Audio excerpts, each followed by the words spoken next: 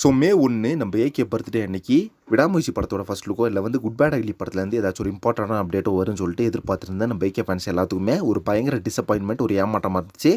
ஆனால் பார்த்தீங்கன்னா இன்றைக்கி மைத்ரி மூவி மேக்கர்ஸ்லேருந்து ஒரு செம்மையான மரண மாசான ஒரு அப்டேட் வந்து கொடுத்துட்டாங்க. அதாவது குட் பேட் அக்லி படத்தோட ஃபர்ஸ்ட் லுக் வந்து ரிலீஸ் பண்ணிட்டாங்க. ஸோ இந்த வீடியோவில் பார்த்தீங்கன்னா அந்த குட் பேட் அக்லி படத்தோட ஃபர்ஸ்ட் லுக் வந்து எந்த அளவுக்கு இருக்குது, அதில் வந்து ஏகேவை எந்த அளவுக்கு பார்த்தீங்கன்னா நம்ம ஏகே ஃபேன் பாயான ஆதிக் ரவிச்சந்திரன் வந்து டிசைன் பண்ணியிருக்காரு அப்படின்னு சொல்லிட்டு பார்க்கலாம். ஃபர்ஸ்ட் பார்த்தீங்கன்னா நம்ம ஏகே கை ஃபுல்லாக பச்சை குத்திட்டுருக்காரு. தென்னு முன்னாடி இருக்க டேபிளில் பார்த்தீங்கன்னா கன்னு நிறைய டூல்ஸ் எல்லாம் இருக்குது. அதில் பார்த்தீங்கன்னா குட் பேட் அக்லி படத்தோட அந்த டைட்டில் லுக் இருக்குல்ல, அந்த டைட்டில் லுக்கில் பார்த்தீங்கன்னா நம்ம ஏகே தீனா படத்தில் யூஸ் பண்ணியிருப்பாரு. அது ஒரு பஞ்சர். ஸோ அந்த பஞ்சர் பார்த்தீங்கன்னா முன்னாடி டேபிளில் இருக்கும். அதே மாதிரி நம்ம ஏகே கையிலையும் பார்த்தீங்கன்னா அது இருக்குது. தென்னு வந்து பார்த்தீங்கன்னா இதில் மெயினாக நோட் பண்ண வேண்டிய ஒரு விஷயம் என்னன்னு பார்த்தீங்கன்னா நம்ம ஏகே பார்த்தீங்கன்னா நடுவரில் கட்டியிருக்காரு.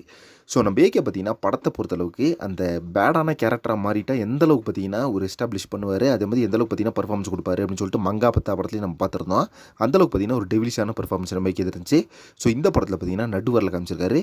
ஸோ அதே மாதிரி அந்த விஷயத்தை பார்த்தீங்கன்னா பிளர் பண்ணியிருக்காங்க அந்த போஸ்டரில். ஸோ நம்ம ஏகே பார்த்தீங்கன்னா நடுவரில் காமிச்சிருக்காரு அப்படின்னா அவரோட கேரக்டர் வந்து இந்த படத்தில் எப்படி இருக்கும்னு சொல்லிட்டு நினச்சி பார்க்கும்போதே நம்ம ஏகே ஃபேன்ஸுக்கெல்லாம் ஒரு பயங்கரமான கூஸ் பம்ப்ஸ் கிளம்புது. அதே மாதிரி இந்த படத்தோட போர்ஷன்ஸை பொறுத்தளவுக்கு ஜப்பானில் வந்து போகும் கொஞ்ச நாள் ஷூட்டிங் அப்படின்னு சொல்லியிருந்தாங்க.